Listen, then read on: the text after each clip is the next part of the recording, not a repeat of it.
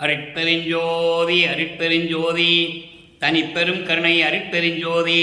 எல்லா உயிர்களும் இன்புற்று வாழ்க, வள்ளல் மலரடி வாழ்க வாழ்க, கொல்லா விரதம் குவளை எல்லாம் ஓங்குக, நல்லோ நினைத்த நலம் பெறுக, நன்றி நினைத்த எல்லோரும் வாழ்க இசைந்து.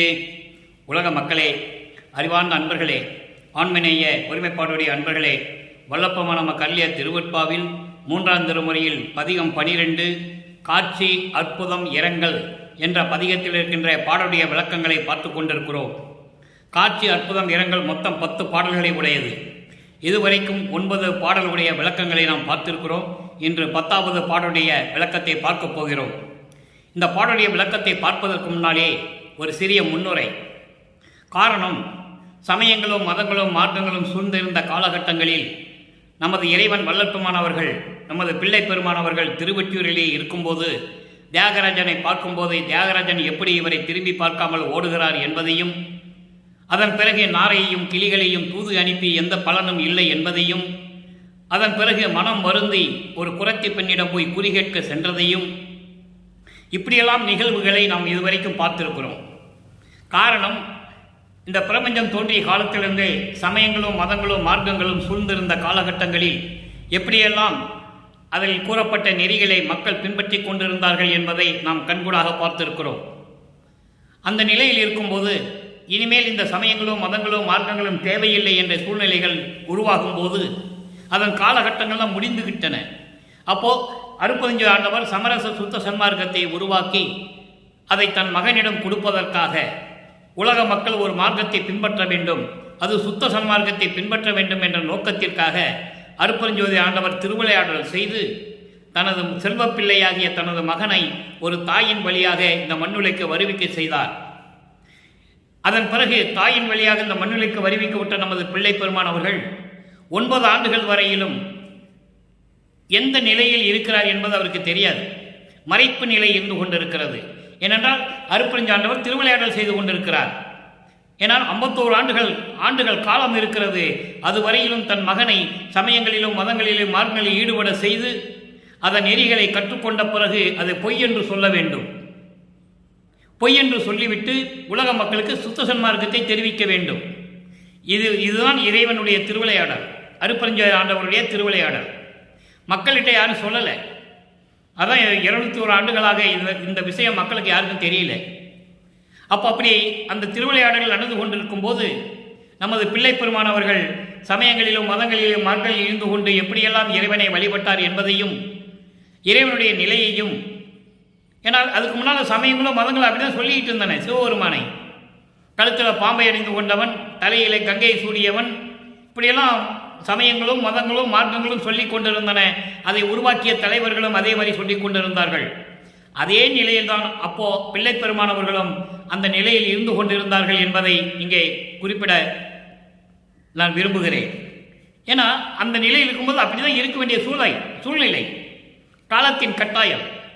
அப்போ இறைவனை எப்படி உருவப்படுத்துகிறார் என்பதையும், அந்த இறைவன் காட்சி கொடுத்த பிறகு தனக்கு எந்த விதமான அருளை கொடுக்கவில்லை என்ற மன வருத்தத்தை ஒரு தோழியிடம் சொல்லுவது போல, உள்ளத்திடம் சொல்லுவது போல தன்னை தலைவியாகவும் இறைவனை தலைவனாகவும் உருவகப்படுத்தி கற்பனையில் எப்படியெல்லாம் பாடல்களில் அருளியிருக்கிறார்கள் என்பதை நாம் பார்த்து கொண்டிருக்கிறோம். அந்த வகையில் இன்று நாம் பார்க்க வேண்டிய பாடல் 10வது பாடல், காட்சி அற்புதம் இரங்கலுடைய கடைசி பாடல். இதுவரைக்கும் இதற்கு முன்னால் இந்த பதிகங்களிலே பார்க்கும்போது இறைவன் காட்சியெல்லாம் கொடுக்கவில்லை. தெருவழியாக ஓடுவதும் மறைந்து கொள்ளுவதும் இப்படியே இருந்து கொண்டிருந்தார் தியாகராஜ பெருமான். இப்போ இந்த பதிகத்திலே நாம் 12வது பதிகத்திலே பார்க்கக்கூடிய கடைசி கட்டம், இறைவன் காட்சி கொடுக்கிறார், மறைந்து விடுகிறார். அதனுடைய அந்த காட்சி அற்புதத்தை பார்த்த பிறகு தலைவியிடம் எப்படி வருந்தி சொல்லுகிறார், தலைவி எப்படி தோழியிடம் வருந்தி சொல்லுகிறாள் என்பதை இந்த பாடலிலே நமக்கு தெளிவாக அருளியிருக்கிறார்கள். அதன் மூலம் அவருடைய மனநிலையை, அவருடைய மன துயரத்தை, இறைவன் இப்படியெல்லாம் செய்து கொண்டிருக்கிறானே தியாகராஜ பெருமான் என்ற நிலையை உலக மக்களுக்கு தெரிவிக்கிறார். அதை நீங்கள் நல்லா புரிஞ்சுக்கணும்.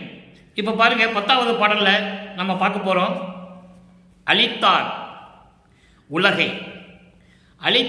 உலகை அம்பலத்தில் ஆடி வினையால் ஆட்டி நின்றார். தளித்தார் சோலை ஒற்றியடை தமது வடிவம் காட்டி உடன் ஒளித்தார். நானும் மனமயங்கி உழலா நின்றேன். ஒன் தொடிகை கழித்தார். ஒன் தொடிகைக்கு கழித்தார். குழலாய் என்னடி நான் கனவோ நனவோ கண்டதுவே. நான் பார்த்தது கனவா நனவா என்று கூட தெரியவில்லை தோழியே என்று சொல்லி இந்த பாடலை நமக்கு அருளியிருக்கிறார்கள். இந்த பாடலுடைய பதவுரை பார்க்க போகிறோம். அதன் பின் விளக்க உரை பார்த்த பிறகு இந்த பாடலிலே கூறப்பட்ட இந்த 3 நிலைகளுக்கும் சமரச சுத்த சன்மார்க்கத்தை பெற்ற பிறகு இந்த 3 நிலைகளுக்கும் 6ஆம் திருமுறையிலே எந்தெந்த பாடலிலே விளக்கம் இருக்கிறது என்பதை பார்க்க போகிறோம், ஒப்பிட்டு பார்க்க போகிறோம். இதை சொல்ல வேண்டிய காலத்தின் கட்டாயத்தில் இருக்கிறோம். சமயங்களும் மதங்களும் மார்க்கங்களும் சூழ்ந்திருந்த காலகட்டத்தில் பிள்ளை பெருமான் எப்படி இருந்தார்கள் உலக மக்களுக்கு சொல்லி இருக்கிறார். அதே போன்று அதை விட்டுட்டு வந்த பிறகு இந்த மார்க்கங்களாம் ஒளிந்து விட்டன, இறைவன் அறிவித்து விட்டார். இனி உலக மக்களுக்கு சுத்த சன்மார்க்கம் தேவை என்ற நிலை வரும்போது அதனுடைய விளக்கங்கள் எப்படி இருக்குது என்பதை நாம் பார்க்க போகிறோம். நன்றாக கவனியுங்கள். இப்போ அந்த பாடலுடைய பதவுரை பாருங்க. அளித்தார் உலகை படைத்தவர். தியாகராஜ பெருமான் சொல்றார், அந்த காலகட்டத்தில் நமது பிள்ளை பெருமான் அவர்களுக்கு அருப்பறிஞ்சு யாருன்னு தெரியாது, சுத்த சன்மார்க்கம் என்னன்னு அவருக்கு தெரியாது. அந்த நிலையில் இருந்து கொண்டிருக்கிறார். இறைவன் மறைப்பு நிலையை வைத்துக் கொண்டிருக்கிறார். மகனுக்காக திருவிளையாடல் நடந்து கொண்டிருக்கிறது. அப்போ உலகை அழித்தார் என்பது உலகங்களை படைத்தவர். அம்பலத்திலே ஆடி வினையால் ஆட்டி நின்றார் என்பது அம்பலத்திலே இருந்து கொண்டு இந்த உலகங்களை அருளாட்சியால் செய்து கொண்டிருக்கிறார். அதுக்கப்புறம் தளித்தார் சோலை ஒற்றியடை என்பது இயற்கை சூழல் நிறைந்த கடல் அலைகள் ஒலித்துக் கொண்டிருக்கின்ற நீர்நிலைகள் நிறைந்து கொண்டிருக்கின்ற நீர்நிலைகள், குளங்கள், ஆறுகள், இப்படி நீர்நிலைகள் நிறைந்து கொண்டிருந்திருக்கின்ற வயல்களும் சோலைகளும் சுற்றி இருக்கின்ற திருவொற்றியூரில் இருக்கின்ற இறைவன் அவர்தான் தியாகராஜ பெருமான் என்று சொல்லுகிறார். தனது வடிவம் காட்டி உடன் ஒளித்தார். அவர் என்னை பார்த்து காட்சி கொடுக்கிறார். அந்த காட்சி அற்புதமாக இருந்தது. உடனே மறைந்து விட்டார். உருவத்தை காட்டி உடனே மறைத்தார். உருவத்தை காட்டி அந்த காட்சியை கொடுத்தார். நான் அற்புதமாக பார்த்தேன். அதன் பிறகு மறைந்து விட்டார். நானும் மனமயங்கி உழலா நின்றேன். காட்சி கொடுத்த மறைஞ்சிட்டாரு. நானும் மனம் மயங்கி வருத்தப்பட்டு கொண்டிருந்தேன். ஒன் தொடிகை கழித்தார் என்பது ஒரு நொடியிலே என்னுடைய இன்பத்தை எல்லாம் அழித்து விட்டார். மன நிறைவோடு இருந்தேன். இறைவனை பார்த்து விட்டோமே என்ற மன நிறைவோடு இருந்து கொண்டிருக்கும் போது திடீரென மறைந்து விட்டவுடனே நான் அந்த அற்புதத்தை நான் மயங்கி நின்றிருந்த காலத்தில், அந்த நேரத்தில் ஒரு நொடியிலே அந்த இன்பத்தை அழித்து விட்டார். நான் மன வருத்தப்பட்டு கொண்டிருக்கிறேன். தோழியே, நான் கண்டது கனவா நனவா என எனக்கு தெரியவில்லையே, என்ன செய்வதென்று தெரியவில்லை தோழி என்று சொல்லுகிறார். இப்போ அந்த பாடலுடைய விளக்கம் வரிவிடாமல் பார்க்க போகிறோம்.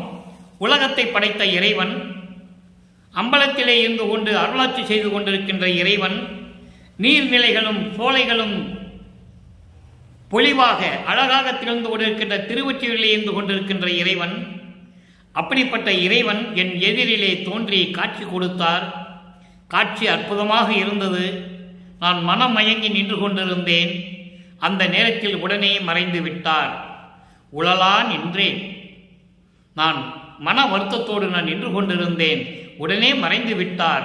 நான் பார்த்த அந்த காட்சியுடைய பார்த்த அந்த இன்பம் ஒரு நொடியில் அவர் அழித்து விட்டார். நான் என்னடி செய்வேன் தோழி, நான் கண்டது கனவா நனவா என்று தெரியவில்லையே என்று சொல்லி தோழியிடம் சொல்லுவது போல உள்ளத்திடம் சொல்லுகிறார். தன்னை தலைவியாகவும் இறைவனை தலைவனாகவும் வர்ணனை செய்து, தன்னை காதலியாகவும் இறைவனை காதலனாகவும் வர்ணனை செய்து இந்த பதிகத்திலே 10 பாடல்களையும் நமக்கு அள்ளியிருக்கிறார்கள். அப்புறம் அப்படிப்பட்ட நிலையிலே இறைவன் மீது காதல் கொண்டிருந்ததனால் நான் அந்த இறைவனுடைய காட்சியை, அற்புதமான காட்சியை பார்த்தேன். ஒரு நொடியில் அந்த காட்சியை நான் பார்த்த இன்பத்தை அவர் அழித்து விட்டார், மறைந்து விட்டார். என்னடி தோழி செய்வது, நான் கண்டது கனவா நனவா தெரியவில்லையே என்று சொல்லி உள்ளத்திடம் சொல்லுவது போல இந்த பாடலை அருளியிருக்கிறார்கள். இதனால் உலக மக்களுக்கு என்ன தெரிவிக்கிறார்? உலக மக்களே, நான் திருவொற்றியூரிலே இறைவனை பார்ப்பதற்காக நான் சென்று கொண்டிருந்த போது, கோயில் எதிரே நின்று கொண்டிருந்த போது எனக்கு காட்சி கொடுத்தார். அவர் எப்படிப்பட்ட இறைவன் என்றால், உலகங்களை படைத்தவர், அம்பலத்திலே இருந்து கொண்டு அருளாட்சி செய்து கொண்டிருக்கின்றவர், திருவொற்றியூரிலே இருக்கின்ற இறைவன். இப்படிப்பட்ட இறைவன் எனக்கு காட்சி கொடுத்து விட்டு மறைந்து விட்டார். காட்சி கொடுத்தவுடனே அந்த காட்சி அற்புதமாக இருந்தது. ஆனால் உடனே மறைந்து விட்டார். அதனால் நான் மனவேதனம் அடைந்தேன், துன்பப்பட்டேன். உலக மக்களே, நான் இப்பொழுது இந்த நிலையில் இருந்து கொண்டிருக்கிறேன் என்று உலக மக்களுக்கு தெரிவிக்கிறார். இப்போ உலக மக்களுக்கு தெரிவித்து விட்டார். இறைவனால் வருவிக்க உற்று சமயங்களும் மதங்களும் மார்க்கங்களும் சூழ்ந்திருந்த காலகட்டங்களில் எப்படியெல்லாம் மன வருத்தப்பட்டார், துன்பப்பட்டார், துயரப்பட்டார் என்பதை உலக மக்களுக்கு தெளிவாக தெரிவித்து விட்டார். அதன் பிறகு காலங்கள் ஓடுகின்றன. இறைவன் அருட்பெருஞ்சாண்டவர் திருவிளையாடலை முடிக்க வேண்டும், மகனை ஆட்கொள்ள வேண்டும், சுத்த சன்மார்க்கத்தை கொடுக்க வேண்டும், கொடுத்துவிட்டு மகனை இறைவனாக்க வேண்டும், கடவுள் நிலைக்கு மகனை ஆக்க வேண்டும். அந்த நிலையை இப்போ நம்ம பார்க்க போகிறோம். அதான் முடிவான விளக்கம், சுத்த சன்மார்க்க விளக்கம். அப்போது 6ஆம் திருமுறையில் போடுறோம். இப்போ 3ஆம் திருமுறையில் இந்த கடைசி பாடலுக்கு 3 நிலைகள் சொல்கிறார். உலகங்களை படைத்தவர்னு சொன்னார், அம்பலத்திலே ஆடுகின்றவர் சொன்னார், திருவொற்றியூரில் இருக்கின்ற இறைவன் சொன்னார். இது சமயங்களும் மதங்களும் மார்க்கங்களும் சூழ்ந்திருந்த காலகட்டங்களில் அவருக்கு அப்போதான் தெரியும், அதான் தெரியும், அதை சொல்லிட்டார். சுத்த சன்மார்க்கத்தை பெற்ற பிறகு இறைவன் எங்கே இருக்கிறார், இந்த உலகத்தை படைத்தது யார், அந்த இறைவன் பெயர் என்ன சொல்லி ஆகணும்ல. அப்போதான் சொல்றாரு, உலகங்களை பிரபஞ்சத்தை படைத்தது ஆதியும் அந்தமில்லா அருட்பெருஞ்சோதி. அருட்பெருஞ்சோதின்னு சொல்லுவார். வடலூரில் இருக்கின்ற இறைவன் சொல்லுவார், அந்த இறைவன் ஜோதி வடிவத்தில் இருக்கிறான்னு சொல்லுவார். உருவகமே படுத்த மாட்டார், ஜோதி வடிவில் இருக்கின்ற இறைவன் என்று சொல்லுவார். அந்த இறைவன் நான் பார்த்தேன் மறைந்து விட்டார் என்று சொல்லுவார். இங்கே கண்கொள்ளா காட்சியை நான் பார்த்தேன் என்று சொல்லுவார். அதன் விளக்கங்களை பார்க்க போகிறோம், நன்றாக கவனியுங்கள். சுத்த சன்மார்க்கத்தை பெற்ற பிறகு 6ஆம் திருமுறையிலே 40வது பதிகம் கண்கொள்ளா காட்சி. கண்கொள்ளா காட்சி. அங்கே இறைவன் காட்சி கொடுத்து மறைந்து விடுவார். அதை வருத்தத்தை தெரிவித்துக் கொண்டிருப்பார் உலக மக்களுக்கு. இங்கே உலக மக்களிடம் எப்படி சொல்லுகிறார் என்பதை நீங்கள் பார்க்க வேண்டும். உடையானை, அங்க உலகை படைத்தார் என்று சொல்லுவார், அளித்தார் உலகை என்று சொல்லுவார். இங்க என்ன சொல்ற பாருங்க, உடையானை. எல்லா உலகங்களையும் கொண்டு, இந்த பிரபஞ்சத்தை கொண்டு எல்லாவற்றையும் எல்லா அருளையும் பெற்றுக்கொண்ட இறைவனை, என்னை ஆட்கொண்டவனை, அதான் உடையானை என்று சொல்லுகிறார். என்னை ஆட்கொண்டவனை, அருள்ஜோதி உருவானானை சொல்லிட்டாரா. இங்க அருள்ஜோதி உருவானவர் என்று சொல்லுவார். அருள்ஜோதி அருட்பெருஞ்சோதி வடிவத்தில் இருக்கின்றவர். ஓவானை, ஓவானை என்பது என்னை விட்டு விலகாதவனை, எந்த நேரமும் என்னை விட்டு விலகாதவனை. எம்மையினும் என்னை விட்டு இறையும் பிரியாது, அம்மையும் அப்பனுமாம் அருட்பெருஞ்சோதி. அகவல்ல வரும். அதை இங்கே ஒரே வழியில் சொல்றார், ஓவானை. ஓவானை என்றால் என்னை விட்டு விலகாதவனை, என்னோடு நிரந்தரமாக இருக்கின்றவனை. மூவானை, மூப்பு இல்லாதவன். பிறந்தாதானே மூப்பு இருக்கும், பிறந்தாதானே இறப்பு இருக்கும். மூவானை, பிறப்பு இறப்பு இல்லாதவனை. உளவா இன்பம் கொடையானை, குறையாத இன்பத்தை கொடுக்கின்ற இறைவனை, குறையாத இன்பத்தை கொடுக்கின்ற இறைவனை, பரிபூரணமாக எல்லாரையும் எனக்கு கொடுத்த இறைவனை, அருட்பெருஞ்சோதியை, என் குறை தீர்த்து என்னை ஆண்டு கொண்டானே, என் குறை தீர்த்து என்னை ஆண்டு கொண்டானே. நான் என் தந்தையிடம் அருட்பெருஞ்சாண்டவரிடம் செல்வ பிள்ளையாக இருந்தபோது இந்த மண்ணுலைக்க வருவிக்க செய்து, ஒரு தாயின் வழியாக வருவிக்க செய்து 9வது வயதிலே என்னை ஆட்கொண்டு, அதன் பிறகு சமயங்களிலும் மதங்களில் ஈடுபட செய்து, அதனால் ஏற்பட்ட குறைகள் குற்றங்கள் துன்பங்கள் துயரங்கள் எல்லாவற்றையும் நீக்கி என்னை ஆண்டு கொண்டு சுத்த சன்மார்க்கத்தை கொடுத்த என் தந்தையை, இறைவனை, அருட்பெருஞ்சோதியை. அதாவது பேரு என்னை, என் குறை தீர்த்து என்னை ஆண்டு கொண்டானுக்கு இவ்வளவு விளக்கம் இருக்கு. அடுத்து பாருங்க, கொல்லாமை குறித்திடாரை அடையானை. நல்லா கவனிக்கணும். இந்த இந்த கொல்லாமையை பற்றியும் கொலைப்புலை தவிர்த்தல் பற்றியும் இந்த வள்ளலார் ஊழியன் கிட்டத்தட்ட 4 வருடங்களாக நான் யூடியூப்ல பேசிட்டு இருக்கேன். ஏன்னா அவ்வளவு வலியுறுத்தி சொல்லுகிறார்கள் நமது இறைவன். அப்படி இருந்தால்தான் இறைவனை அருளை பெற முடியும் என்பதற்காக சொல்லுகிறார். உலக மக்கள் மீது இறக்கப்பட்டு தயவும் கருணையோடும் சொல்லுகிறார். இந்த சூட்சமத்தை பிரபஞ்சம் தோன்றிய காலத்திலிருந்து யாருமே சொல்லலை. ஒரு ஆளு கூட சொல்லலை. பத தலைவர்கள் பிரம்மன், தேவன், கிருஷ்ணன் யாரா இருந்தாலும் சரி, அதன் பிறகு வந்த சமய தலைவர்கள், அந்த தலைவர்கள் யாரா இருந்தாலும் சரி, யாருமே சொல்லலை. கொல்லாமை குறித்திடாரை அடையானை. கொலை செய்வதை விட வேண்டும். கொலை தொழில் புரிகின்றவனை, ஒரு உயிரை கொள்கின்றவனை இறைவன் ஏற்கவே மாட்டான், ஏற்றுக்கொள்ள மாட்டான். அதான் சொல்றாரு, கொல்லாமை குறித்திடாரை அடையானை. உயிரை கொல்லக்கூடாதுன்னு நினைக்கணும். அப்படி நினைக்காதவங்கிட்ட இறைவன் இருக்க மாட்டார். அதான் சொல்றாரு, கொல்லாமை குறித்திடாரை அடையானை திருச்சிற்றம்பலத்தின் ஆணை. திருச்சிற்றம்பலத்தில் இருக்கின்ற இறைவன் எங்கே? சிவஞான வெளியிலே திருச்சிற்றம்பலத்தில் இருக்கின்ற இறைவன், வடலூரிலே சத்தியஞான சபையிலே இருக்கின்ற இறைவன். மக்களால் அங்கே போக முடியாது. அதனால அங்கே இருக்கின்ற திருச்சிற்றம்பலத்தை இங்கே கொண்டு வந்து சத்தியஞான சபையாக கட்டினாரு நமது இறைவன் வல்லப்பமானவர்கள். நல்லா நீங்க புரிஞ்சுக்கணும். பிரபஞ்சத்துக்கு ஒரே சத்தியஞான சபை தான். சிவன் கோயில் பிரபஞ்சம் முழுவதும் இருக்கும். திருமால் கோயில் எங்க வேணா இருக்கும். எந்த கோயில் எங்க வேணாலும் கட்டிக்கலாம். ஆனால் சத்தியஞான சபையை கட்ட முடியாது. மனிதர்களால் சத்தியஞான சபையை, இறைவனால் படைக்கப்பட்ட அளிக்கப்பட்ட இந்த சத்தியஞான சபையை, உருவாக்கப்பட்ட இந்த சத்தியஞான சபையை யாரும் பண்ண முடியாது. ஏன்னா அங்கங்க வேணா இது சிற்றபை, இது பொற்றபை வேணா ஒரு சபையை கட்டிக்கலாமே தவிர, இதே எண்மன வடிவத்திலே இறைவன் அருளோடு கட்டப்பட்ட இந்த சத்தியஞான சபையை, பிரபஞ்சத்திலே ஒரே சத்தியஞான சபை வடலூர் தான் என்பதை இங்கே பதிவு செய்ய நான் கடமைப்பட்டிருக்கிறேன். இங்கேதான் சமயங்களும் மதங்களும் மார்க்கங்களும் இல்லாத வழிபாடு. நீங்க எத்தனையோ சத்தியஞான சபை கட்டுறாங்க, ஆனா வழிபாடு முறையில் வேறையா இருக்கும். சமயங்களும் மதங்களும் மார்க்கங்களும் சங்கற்ப விகற்பங்கள் வழிபாடுகள் தான் இருக்கும். அதனால பிரபஞ்சத்திலே இருக்கின்ற ஒரே சத்தியஞான சபை வடலூரில் இருக்கின்ற சத்தியஞான சபை தான் என்பதை நான் பதிவு செய்ய கடமைப்படுகிறேன். பெருமிதத்தோடு சொல்ல கடமைப்பட்டிருக்கிறேன். அதுக்கப்புறம் அடியேனுக்கு அருளமுதம் அளிக்கவே, நல்லா கவனிக்கணும், அடியேனுக்கு அருளமுதம் அளிக்கவே பின் இடையானை. எனக்கு அருளமுதம் கொடுக்கணும்னு நினைச்சிட்டு பின் வாங்காமல், பின் அடையானே, பின் இடையானேன்னு சொல்லுவார்.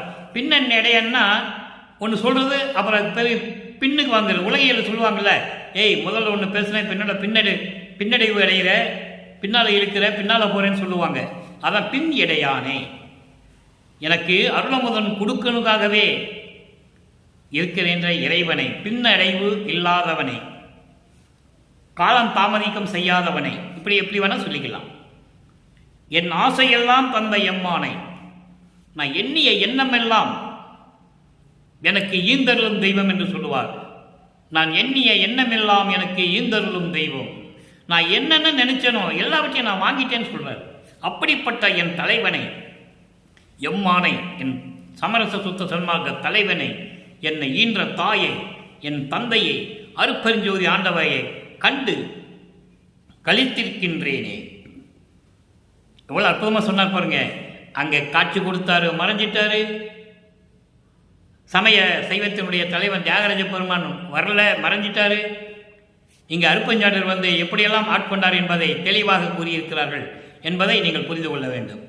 அடுத்து 62வது பதியத்தில் ஆற்ற மாட்டாமை, சகித்து கொள்ள முடியாமை, என்னத்தை நினைத்து சகித்து கொள்ளாம முடியாமல் நினைக்கிறேன்னு சொல்றாரு. உலக மக்கள் இதுவரையிலும் 4 யுகங்களிலுமே, கிரேதயுகம், திரேதயுகம், துவாரயுகம், கலியுகம் முடிந்து விட்டது.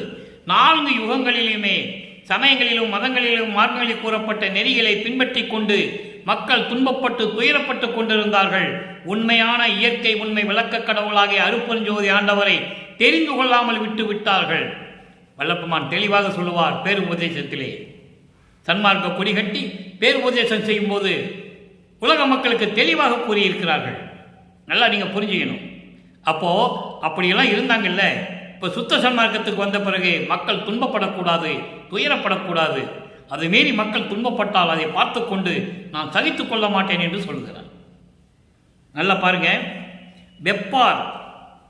வெப்பார் உள்ள கலக்கமெல்லாம் இற்றை பொழுதே விளக்கி. வெப்பார் உள்ள கலக்கமெல்லாம் உள்ளத்தில் உள்ள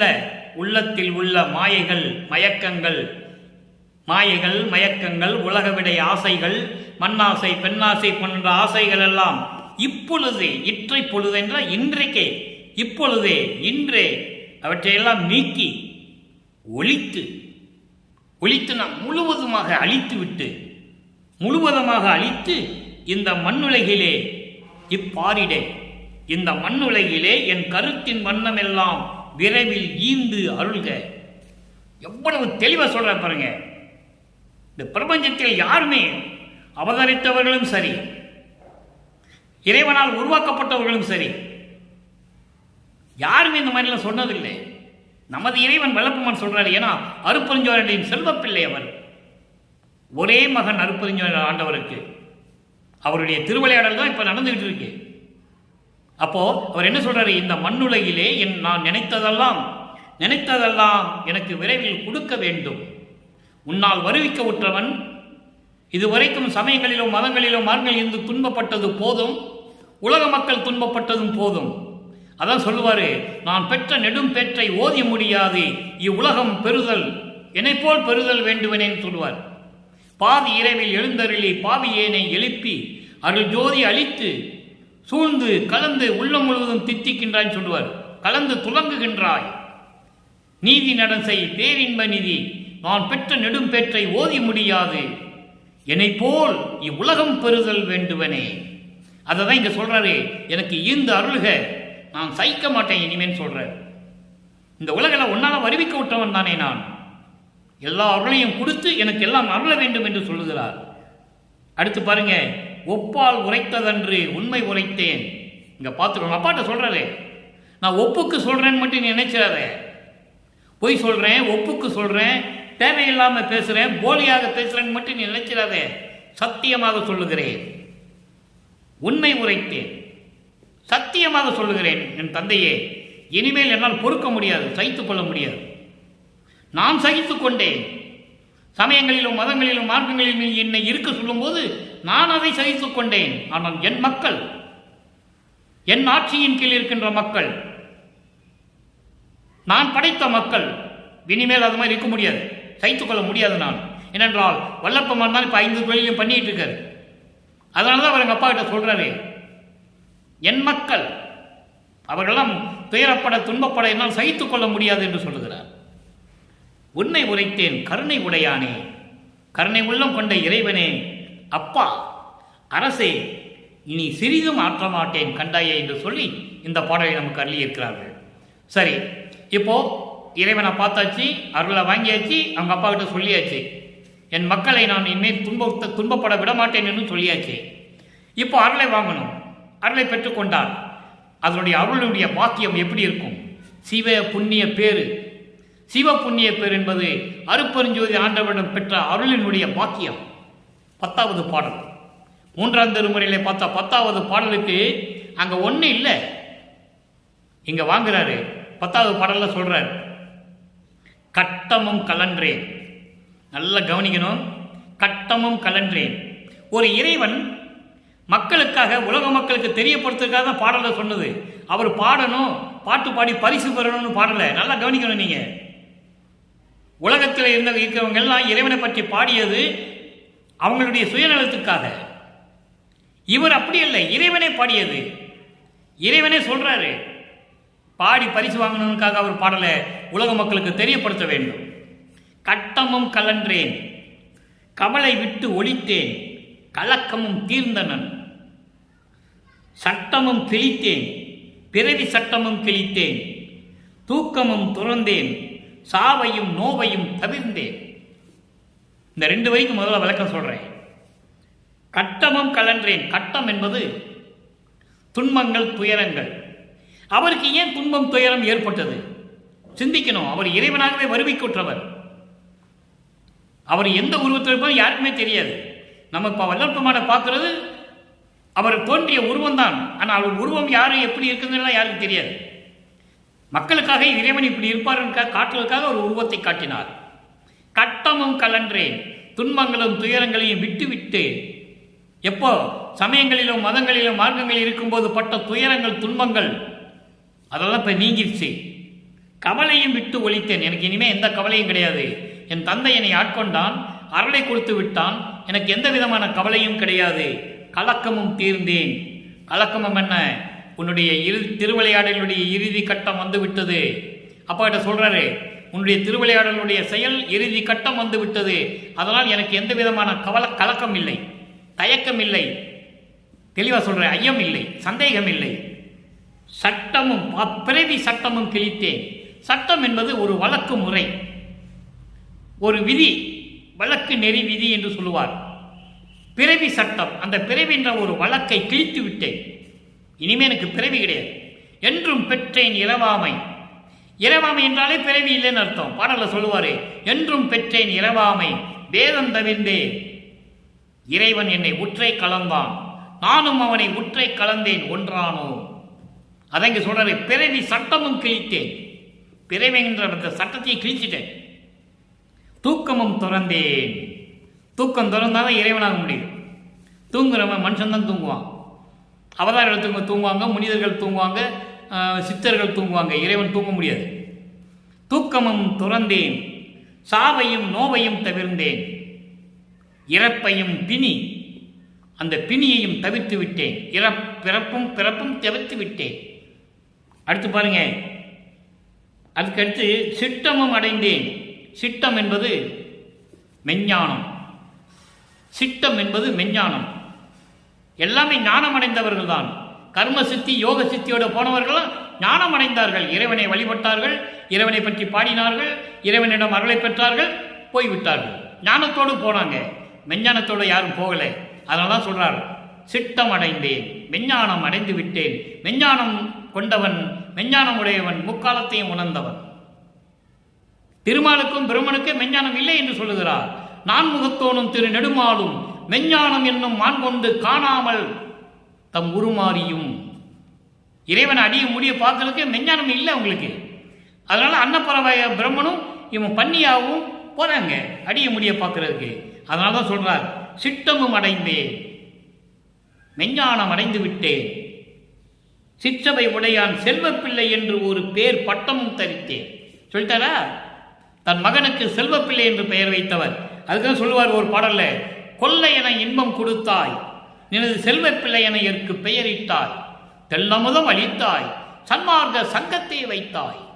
எந்தாய் கருணை இது, ஒரு தாய்க்கு உள்ள கருணை தானே இது, அது இயற்கை தானே என்று சொல்லுகிறார்.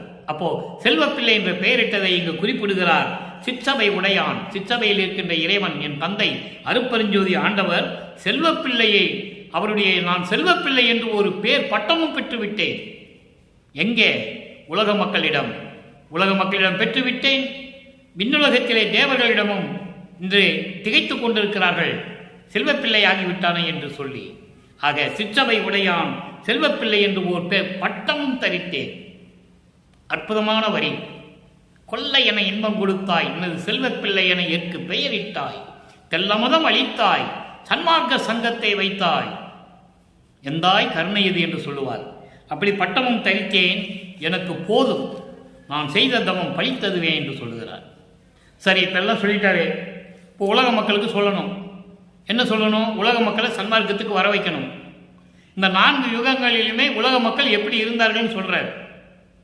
கிரேதயுகம், திரேதயுகம், துவாரயுகம், கலியுகம், 4 யுகத்திலும் உலக மக்கள் எப்படி இருந்தாங்க, எப்படி அறியாமையில் இருந்தார்கள், இப்போ எப்படி சொல்றாரு? 10வது பாடல் நல்லா கவனிக்கணும். 10வது பாடல், பண்ணாத தீமைகள் பண்ணுகின்றீரே உலக மக்களே, பித்து உலகரே என்று சொல்லுவார். அறியாமையில் இருக்கின்ற உலக மக்களே, இருளில் மூழ்கி கொண்டிருக்கின்ற உலக மக்களே, சமயங்களிலும் மதங்களிலும் மார்க்கங்களிலும் ஆண்டாண்டு காலமாக தொன்று தொட்டு இருந்து கொண்டிருந்த மக்களே, நல்லா கவனிங்க. பண்ணாத தீமைகளெல்லாம் பண்ணுகின்றீரே, செய்ய முடியாத தீமை செயல்களெல்லாம் செய்து கொண்டிருக்கிறீர்களே, பகராத வன்மொழி பகருகின்றீரே, சொல்ல முடியாத தீய சொற்களை எல்லாம் பேசிக் கொண்டிருக்கிறீர்களே. இவ்வளவு அருமையா சொல்றாரு பாருங்க. தீய சொற்களையே, சொல்லக்கூடாத தகாத வார்த்தைகள் எல்லாம் பேசிக்கொண்டு இருக்கிறீர்களே. உலக மக்களே, நன்னாத தீயினை நண்ணுகின்றீரே. அடையாத தீமைகளை எல்லாம் கர்மங்களை எல்லாம் மூட்டை கட்டி சுமந்து கொண்டிருக்கிறீர்களே. கர்ம வினைகள், வினைகள், தீமைகள் எல்லாவற்றையும் எடுத்துக்கொண்டு மூட்டை கட்டி கொண்டிருக்கிறீர்களே. எல்லாம் வச்சுக்கிட்டு என்ன பண்ண போறீங்க? உலக மக்களே, நடவாத நடத்தைகள் நடக்க வந்தீரே. தீய வழிகளில், செல்லக்கூடாத வழிகள் எல்லாம் சென்று கொண்டிருக்கிறீர்கள். சமயங்களிலும் மதங்களிலும் மார்க்கங்களிலும் ஈடுபட்டு கொண்டு அந்த நெறிகளிலே பின்பற்றி கொண்டு செல்லாத வழிகளெல்லாம் சென்று கொண்டு துன்பத்தையும் துயரத்தையும் அடைந்து கொண்டிருக்கிறீர்களே. உலக மக்களே, அடுத்து சொல்ற பாருங்க. கண்ணாக காக்கின்ற கருத்தனை நினைந்தே, கண்ணாக காக்கின்ற கருத்தனை நினைந்தே, கண்ணார நீர் விட்டு கருதறியீரே. இவ்வளவு அற்புதமா சொல்ற பாருங்க. யாரும் கடவுள் கிடையாது. எல்லா கர்ம சித்தி யோக சித்தியில் சென்றவர்கள், தத்துவத்தின் தலைவர்கள், பத தலைவர்கள். இவங்க எல்லாத்தையும் உருவாக்குனதே அருட்பெருஞ்சோதி ஆண்டவர் தான். அப்படிப்பட்ட இறைவனை, கண்ணுக்குள்ளே வைத்து காத்து கொண்டிருக்கின்ற இறைவனை, கண்ணாக காக்கின்ற கருத்தனை, உலக மக்களை தன் கண் போல காத்து கொண்டிருக்கிறார். யாரு? கருத்தன், அருட்பெருஞ்சோதி ஆண்டவர். அப்படிப்பட்ட கருத்தனை நினையாது, நினைக்காமல் கண்ணார நீர் விட்டு கருதறியீரே. அப்படிப்பட்ட இறைவனை நினைந்து கண்ணீர் விட்டு கதறி அழுது ஏன் அருளை பெற வேண்டும் என்று நீங்கள் நினைக்கவில்லை உலக மக்களே என்று சொல்லுகிறார். இதைத்தான் ஞான சரியிலே முதல் பாடலிலே நமக்கு அருளி இருக்கிறார்கள் நமது இறைவன் வல்லற்பமானவர்கள். நினைந்து உணர்ந்து நெகிழ்ந்து அன்பு நிறைந்து ஊற்றலும் கண்ணீர் அதனால் உடம்பு நனைந்து அதை இங்க சொல்றாரு. நீர் விட்டு கருத அறியீரே. கண்ணார நீர் விட்டு, கண்களில் நீ சொல்லிய ஆனந்த கண்ணீர் விட்டு உள்ளம் உருகி வேண்டி இறைவனை வேண்ட வேண்டும் என்று சொல்லுகிறார். அப்படி இல்லாம சொல்றார், கண்ணீர் விட்டு உடம்பு நனைய நீங்கள் ஏன் இறைவனை வணங்குறது இல்லை? உலக மக்களை வணங்க வாருங்கள் என்று கூப்பிடுகிறார். அடுத்து பாருங்க. எண்ணாத எண்ணமும் நேரும். ஒரு காலம் எண்ணாத எண்ணமும் நேரும். இதற்கு முன்னால் நீங்க நடக்க முடியாது, நினைக்க முடியாதெல்லாம் ஒரு காலத்தில் நினைக்க கூடும். அப்போ நீங்க நினைப்பீங்க. இன்னைக்கு இப்படி இருக்குது. சுத்த சன்மார்க்க காலம் வந்துருச்சு. 4 யுகங்களிலே துன்பப்பட்ட மக்களால் இன்னும் அதையே பின்பற்றி கொண்டிருக்கிறார்கள். அவங்க ரத்தத்தில் ஊறி போனது. படிப்படியாக வாழையாக படிப்படியாக சொல்லி ரத்தத்தில் ஊறி போச்சு. இப்போ சுத்த சன்மார்க்க காலம் வந்துருச்சு. ஆனால் என்னைக்காவது ஒரு நாள் இதை நீங்கள் சிந்திப்பீர்கள் என்று சொல்லுகிறார். எண்ணாத எண்ணமும் நேரும். ஒரு காலத்தில் நீங்க இதெல்லாம் நினைச்சு பார்ப்பீங்க. ஐயோ, நம்ம இதை பின்பற்றாம விட்டு விட்டோமே, காலங்களை வீணாக போக்கி விட்டோமே, தவறு செய்து விட்டோமே என்று நீங்கள் என்றாவது ஒரு நாள் நினைக்க கூடும். அந்த காலம் வரும். எனவே உலக மக்களை இப்போதே வந்து கொள்ளுங்கள், இப்போதே வாருங்கள் என்று சொல்லுகிறார். புனைந்துரையேன் பொய் புகழேன், சத்தியமே சொல்லுகின்றேன், பொற்றவை சிற்றவை புகுந்தருணம் இதுவே. தெளிவா சொல்றார்ல. அது ஞான சரியில முதல் பாடலிலே சொல்லுகிறார். நீங்கள் தான் புரிந்து கொள்ள வேண்டும். இறைவன் வழிகாட்டுகிறார். அந்த வழியிலே நாம் செல்ல வேண்டும். அப்போ நம்ம வாழ்க்கை உய்வடையும், மேம்படையும். எத்தனை கொள்கின்றீர் பித்து உலகிறே என்று சொல்லுகிறார். நீங்க உங்க வாழ்க்கையில எத்தனை நாள் வாழ்ந்திருக்கீங்க? எதுதான் துணை என்று நீங்கள் எடுத்துக்கொண்டிருக்கிறீர்கள்? ஒண்ணுமே இல்லை.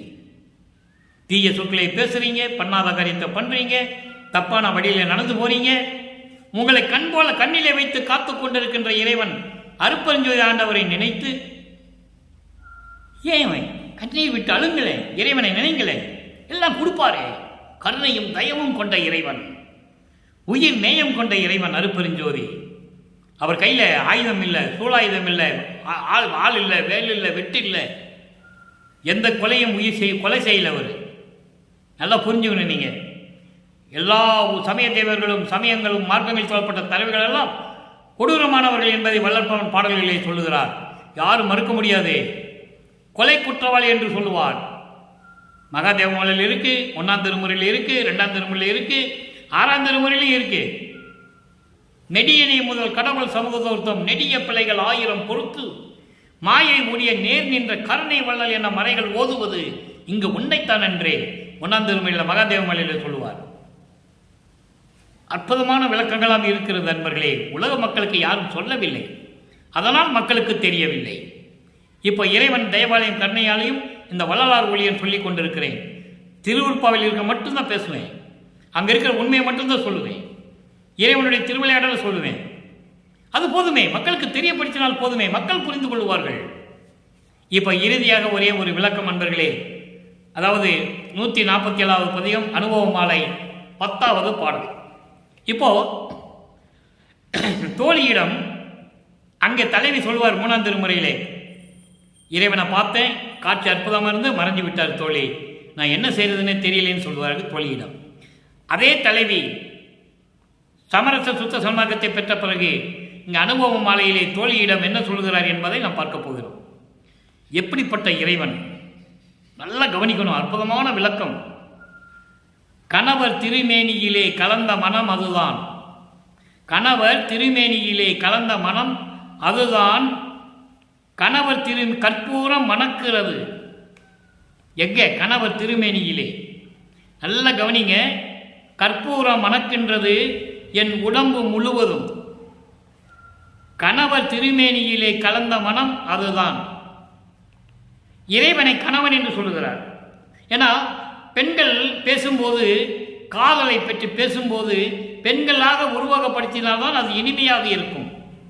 அதனால்தான் தன்னை மனைவியாகவும் இறைவனை கணவனாகவும், தன்னை தலைவியாகவும் இறைவனை தலைவனாகவும் வர்ணனை செய்து தோழியிடம் சொல்லுவது போல இந்த பாடலை நமக்கு அருளி இருக்கிறார்கள். மொத்தம் 100 பாடல் அனுபவ மாலை. நான் ஏற்கனவே விளக்கம் யூடியூப்பில் கொடுத்துருக்கேன், நீங்கள் பார்த்துக்கலாம். இது அந்தந்த பாடலுக்கு ஏற்றபடி விளக்கம். 3ஆம் திருமுறையில் எப்படி இருக்குது, அது சுத்த சன்மார்க்கத்துக்கு எப்படி இருக்குது. இப்போ சொல்கிறார் பாருங்க, அதாவது கற்பூர மனம் மணக்கின்றது என் உடம்பு முழுவதும். ஏன்? கணவர் திருமேனியிலே கலந்த மனம் அதுதான். கற்பூர மனமுடைய எனது கணவனை நான் கட்டி தழுவினேன். அப்போ அவருடைய தேகத்துடைய கற்பூர மனம் என் உடம்பு முழுவதும் வீசுகிறது. புரிஞ்சுக்கணும், கற்பூர மனம் என்பது ஞான தேகம். ஞான தேகத்தில் தான் கற்பூர மனம் இருக்கிறது. அப்போ இறைவனுடைய தேகத்தையும் குறிப்பிடுகிறார், இறைவனுடைய தேகத்தை குறிப்பிடுகிறார். அந்த கற்பூர மனம் எப்படி வீசுகிறது என்பதை குறிப்பிடுகிறார். இறைவனோடு கலந்ததையும் இங்கே குறிப்பிடுகிறார். நல்லா நீங்கள் புரிஞ்சுக்கணும், ஒரு வரியில் அத்தனை விளக்கங்கள் இருக்கு. இறைவனுக்கு ஞான தேகம் உண்டு, அந்த ஞான தேகம் கற்பூர மனம் வீசுகிறது. அதே போன்று நானும் ஞான தேகத்தை பெற்றுக்கொண்டவன், எனக்கும் அந்த மனம் வீசுகிறது. காரணம், நான் இறைவனோடு கலந்து விட்டேன். இவ்வளவு விளக்கம் இருக்கிறது. இது 2 வரிக்கு விளக்கம். அடுத்த 2 வரிக்கு விளக்கம் பாருங்க. இற்பூத மனம் போலே, இற்பூத மனம் போலே மறைவது அன்று கண்டாய். இற்பூத மனம் என்பது இந்த மண் வாசனைன்னு சொல்லுவாங்க. அது கொஞ்ச நேரத்துக்கு இருக்கும். மண் வாசனை எப்படி வரும்? மழை பெய்யும், மண் ஈரமாகும், அதுலேருந்து ஒரு வாசனை வரும். இந்த மண் வாசனை அடிக்குதுன்னு சொல்லுவாங்க. அந்த மண் வாசனை என்பது மறைந்து விடும். ஆனால் இந்த மனம் அப்படி அல்ல. தோழியிடம் சொல்லுகிறார், தோழியே, கற்பூர மனம் வீசுகின்ற என் கணவருடைய உடம்போடு நான் ஒட்டி கொண்டதால் என் உடம்பும் கற்பூர மனம் வீசுகிறது. இறைவனுக்கு ஞான தேகம் உண்டு, எனக்கும் ஞான தேகம் உண்டு என்று சொல்லுகிறார். நீங்க உன்னிப்பாக கவனிக்கணும். அடுத்து மண் வாசனை போல இது மறைந்து வருவதல்ல. மண் வாசனை கொஞ்ச நேரம் அடிக்கும், அதுக்கப்புறம் அந்த மனம் போயிடும், மறைஞ்சிடும். அது போன்று அல்ல. இயற்கை மனம் துரிய நிறை வடித்து உள்ளதே. அப்படின்னா என்ன அர்த்தம்னா, இயற்கை மனம், இயற்கை உண்மை விளக்க கடவுளாகிய இறைவனுக்கு கற்பூர மனம் இயற்கையாகவே உண்டு, இயற்கையாக உண்டு. ஏனால் அவர் ஞான தேகத்தை பெற்றவர், ஞான தேகத்துக்கு கற்பூர மனம் உண்டு. அப்படி இயற்கை மனம் வீசக்கூடிய துரிய நிலைவிடத்தை இருக்கின்ற இறைவன், அப்படிப்பட்ட இறைவன் அடுத்து சொல்ற பாருங்க. அடுத்த தேகத்தை சொல்லணும்ல, இப்ப ஞான தேகத்தை சொல்லியாச்சு, அடுத்து சுத்த தேகத்தை சொல்லணும். பொற்பூவும் நறுமணமும் கண்டு அறியார் உலகர். உலக மக்கள் யாராக இருந்தாலும் சரி, தேவர்களாக இருந்தாலும் சரி, யாருமே இந்த மனத்தை பொற்பூவும் நறுமணமும் கண்டு அறியார். பொற்பூ மனம் என்பது மல்லிகை மனம், மல்லிகை மலர் மனம். மல்லிகை மலர் மனம் சுத்த தேகத்துக்கு உண்டு, சுத்த தேகத்துக்கு உண்டு. அப்போ இறைவன் சுத்த தேகத்துக்கு மல்லிகை மனம் வீசும். நானும் இறைவனோடு கலந்து விட்டதனால் என் தேகமும் சுத்த தேகமாகிவிட்டது, என் தேகமும் மல்லிகை மனம் வீசுகிறது. இது உலக மக்களுக்கு யாருக்கும் தெரியாது, விண்ணுலக இருக்கிறவங்களுக்கு யாருக்கும் தெரியாது. டோட்டலாக சொல்லிட்டார் மொத்தமா. அடுத்து பாருங்க, புண்ணியனார் திருவடிவில் நன்னியவாறு அதுவே. புண்ணியனார் திருவடிவில் நன்னியவாறு அதுவே. நான் இறைவனோடு கலந்து கொண்டதற்கு பொருந்துவதற்கு இது ஒரு காரணம். சுத்த தேகம் இருந்தால்தான் இறைவனோடு கலக்க முடியும். ஞான தேகம் இருந்தால்தான் ஞான தேகம் இருக்கிற இறைவனோடு கலக்க முடியும். இந்த பிரபஞ்சத்தில் வேறு யாருமே கிடையாது. பஞ்சபூதத்தோடு கலந்தவர்கள் நிறைய பேர் இருக்கிறாங்க, கோடான கோடி பேர் இருக்கிறாங்க. பஞ்சபூதத்தோடு கலந்தவர்கள், காற்றிலே கலந்தவர்கள், நீரிலே கலந்தவர்கள், இப்படி நிறைய பேர் இருக்கிறாங்க. ஆனால் ஏற்கனவே நிறைய விளக்கம் கொடுத்தாச்சு, இப்போ நமக்கு நேரம் பத்தலை. அப்புறம் இப்போ சொல்லியாச்சு, சுத்த தேகத்தை சொல்லியாச்சு, ஞான தேகத்தை சொல்லியாச்சு. இப்போ பிறவண தேகத்தை சொல்லணும். பிறவண தேகத்துக்கு திருநீர் மனம் உண்டு, பிறவண தேகத்துக்கு திருநீர் மனம் உண்டு. அதை சொல்றாரு. நற்பூதி அணிந்த நற்பூதி, நற்பூதி என்பது விபூதி, திருநீர். நற்பூதி என்பது திருநீர், விபூதி என்று சொல்லலாம். அணிந்த திருவடிவு முற்றும் தோழி. அப்போ பிறவண தேகத்துக்கு திருநீர் மனம் உண்டு. அப்படி திருநீர் மனம் வீசக்கூடிய அந்த உடம்போடும் நான் இணைந்து கொண்டேன். என் தேகமும் பிறவண தேகம், என் தேகமும் திருநீர் மனம் வீசும் என்று சொல்லுகிறார். நற்பூதம் அணிந்த திருவடி முற்றும் தோழி. அது சொல்றார் பாருங்க, நான் கண்டேன், நான் புணர்ந்தேன், நான் கண்டேன், நான் புணர்ந்தேன், நான் அது ஆனேனே. முக்கியமான இடம் நண்பர்களே. வல்லற்பமான 201 ஆண்டுகளாக வல்லப்பமான இந்த பிரபஞ்சத்திற்கு வருவிக்க விட்டு 201 ஆண்டுகளாகிவிட்டது. 201 ஆண்டுகளாக அவர் இறைவனானார், இறைவனாகிவிட்டார் என்ற நிலையை மக்களிடம் யாரும் சொன்னதில்லை என்பதுதான் வேதனையான விஷயம். சொல்ற பாருங்க, நான் அது ஆனேனே, நான் இறைவனாகிவிட்டேன் என்று சொல்லுகிறார். ஞான தேகமுடைய கற்பூர மனம் வீசக்கூடிய இறைவனோடு நானும் கலந்து கொண்டேன். என் தேகமும் ஞான தேகம், மல்லிகை மனம் வீசக்கூடிய சுத்த தேகத்தோடு நான் இணைந்து கொண்டேன். என் தேகமும் சுத்த தேகம். விபூதி திருநீர் மனம் கூட வீசக்கூடிய பிறவண தேகத்தோடு நானும் இணைந்து கொண்டேன். என் தேகமும் பிறவண தேகம். நான் இறைவனை கண்டேன், புணர்ந்தேன், கலந்து கொண்டேன். நானும் இறைவனும் ஒன்றானோம். அதான் 6ஆம் திருமுறையில் கடைசியில் சொல்லுவாரு, என் சுவாமி, என் துரை, என் உயிர் நாயகனார் என்று நான் இருக்கும் இடத்தில் வந்து அமர்கின்றார். பின்சாரும் 2.5 நாளிகைக்குள் எனது பேர் உடம்பில் கலந்து பிரியாது இருப்பார். அதான் சொல்றாரு, நான் கண்டேன், புணர்ந்தேன், கண்டேன், புணர்ந்தேன், நான் அது ஆனேனே, நான் இறைவனாகிவிட்டேன் என்று சொல்லுகிறார். நான் அருப்பெருஞ்சோதி ஆண்டவராகிவிட்டேன் என்று சொல்லுவார். இவன் அவனாகிவிட்டான் என்று சொல்லுவார், இவனே அவன் என்று சொல்லுவார். அதனால்தான் நான் வளர்ப்பமான இறைவன் என்று சொல்லிக் கொண்டிருக்கிறேன். அருப்பெருஞ்சோதி ஆண்டவர் இஸ் ஈக்குவல் டு வளர்ப்பெருமான். 2 பேருமே இறைவன் தான், ஒரே இறைவன் அருப்பெருஞ்சோதி. அருப்பெருஞ்சி சொன்னாலும் வளர்ப்பமான் தான், வளர்ப்பமான் சொன்னாலும் அருப்பெருஞ்சோதி தான். அதான் சொல்றாரு, நான் அது ஆனாயனே, நான் இறைவனாகிவிட்டேன், அருப்பெருஞ்சோதி ஆண்டவராகிவிட்டேன் என்று சொல்லி இந்த பாடலோடு இந்த பதிகத்தினுடைய விளக்கங்களை எல்லாம் நிறைவு செய்கிறார் நமது இறைவன் வல்லற்பமான் அவர்கள். அடுத்து நாளையிலிருந்து வேற பதிகம், அற்புதமான பதிகம். அதெல்லாம் நீங்கள் தொடர்ந்து கேட்கணும். எனக்கு இத்தனை பேர் தான் பார்க்குறாங்க, பார்க்கலன்றது கூட எனக்கு கவலை கிடையாது. இறைவன் கொடுத்த விளக்கத்தை உலக மக்களுக்கு தெரிவிக்க வேண்டும். 6 திருமுறையுடைய பாடல்களும் உலக மக்களுக்கு தெரிய வேண்டும். அந்த விளக்கத்தை கூற வேண்டும்.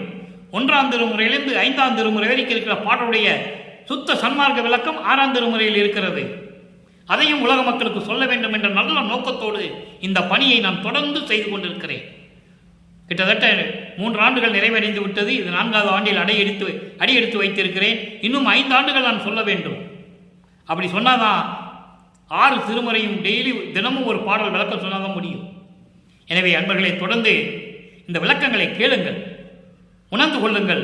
உண்மையான இறைவனை வணங்குங்கள். கொலையும் புலையும் தவிர்த்துவிட்டு சைவ நெறியில் இருந்து கொண்டு அருட்பெருஞ்சோதி ஆண்டவரை வணங்கி இறைவனுடைய அருளையும் செல்வங்களையும் எல்லாம் பெற்றுக்கொண்டு இந்த வையகத்திலே நீங்கள் வாழ்வாங்க வாழ வேண்டும் என்று இறைவனுடைய தயவோடையும் கருணையோடையும் கூறிக்கொண்டு இந்த வள்ளலார் ஊழியன் விடைபெறுகிறேன். மீண்டும் நாளை சந்திப்போம். நன்றி, வணக்கம். அருட்பெருஞ்சோதி அருட்பெருஞ்சோதி, தனிப்பெரும் கருணை அருட்பெருஞ்சோதி.